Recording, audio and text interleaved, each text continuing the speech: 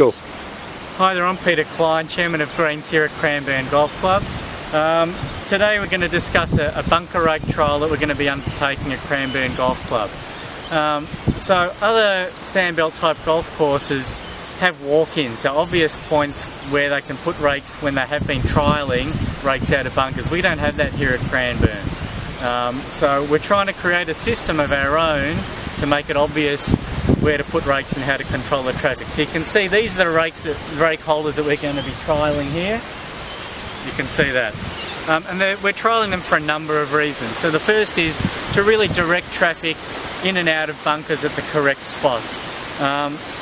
Secondly, it'll create an obvious place where players are supposed to return rakes to and from, and that might help speed up play as a side effect.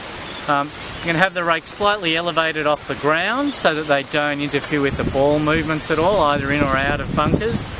And also, it'll reduce rules issues. A lot of times balls end up against rakes and there are problems with rules and people aren't sure about them and how to deal with them. Also, it prevents balls from being held up on the slopes of bunkers. Hopefully balls will roll down into more ideal positions. And lastly, they'll make it a lot easier for the ground staff to maintain without having to get up and down off their mowers. So previously we trialled a rake out system and we had yellow marks on the ground there.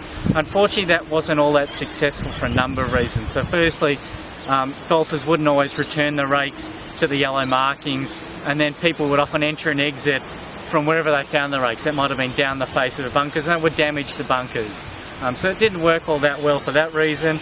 It slowed down play because people would be trying to find rakes because they weren't in defined spots as well. Sometimes they were left in the rough, sometimes on fairways. And golfers would just put them really wherever they could.